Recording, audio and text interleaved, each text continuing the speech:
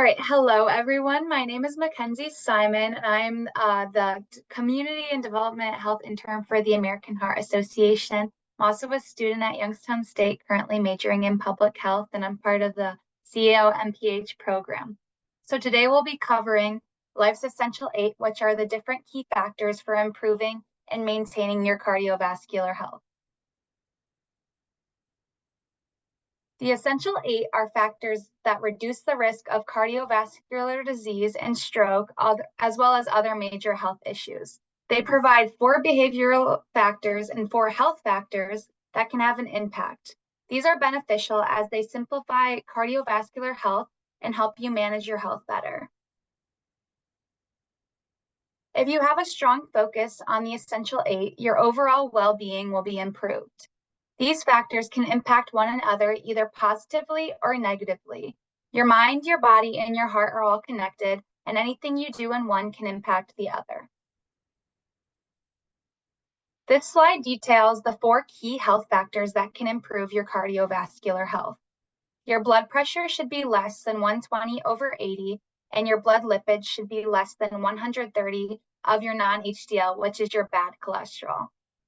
You should maintain a healthy weight, which is a body mass index or BMI of less than 25, and your blood sugar levels should have a fasting blood glucose of less than 100 and a hemoglobin A1C of less than 5.7%. All of these factors are things that you can discuss with your doctor in your next checkup. Next, we will cover 4 key health behaviors that you can focus on to improve your cardiovascular health. The first is not smoking or vaping. This is a big thing in our society as many people do not realize the impacts that it can have on their health. The next one is getting an adequate amount of sleep each night. This means that 7 to 9 hours of sleep each night is required for an individual to have a healthy amount of sleep. The next behavior is adhering to a healthy diet. So this focuses on getting more fruits, veggies, and lessening your sodium intake and added sugars. Finally, you want to focus on getting more physical activity, which we recommend a physical activity level of 150 moderate intensity aerobic exercises or 75 minutes of vigorous aerobic activity each week. We will now dive into further information on how to improve these health behaviors. I will be sharing some true or false questions for each of these, and then you will be able to respond in your own time to see if they are true or false. The first one focuses on sleep, and that's that sleeping in on the weekends helps you catch up. This is actually false. Sleeping in on the weekends or changing your sleep routine can lead to negative sleep problems. A 2017 study showed that women who spent 2+ hours catching up on sleep over the weekend were more likely to have cardiovascular health issues.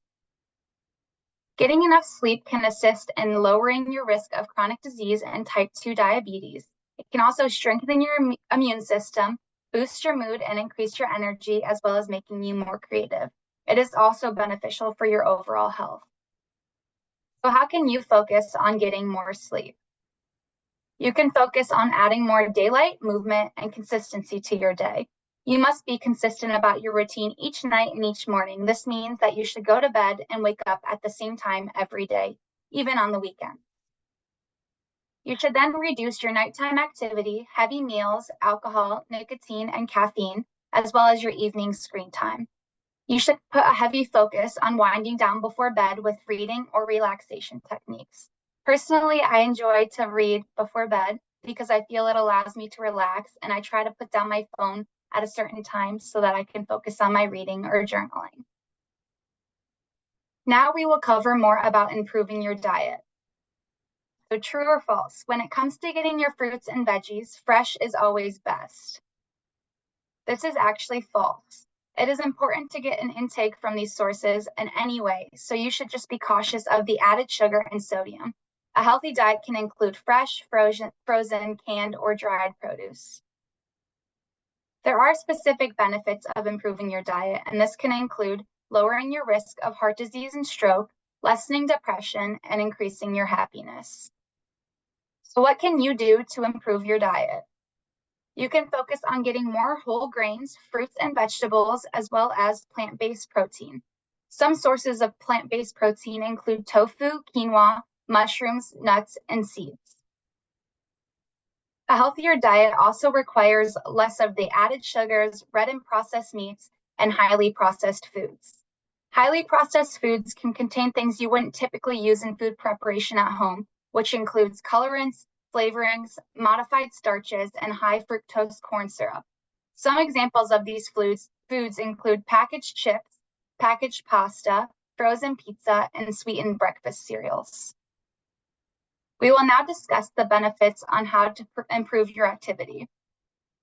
So true or false? To get enough activity in your day, you need to work out. This is actually false. This is another myth based on these factors. Exercise can often make us think traditional activities like running or going to the gym. It is important to understand that all movement is still a step in the right direction. I like to say that small steps are still steps in getting the progress that you would like to see.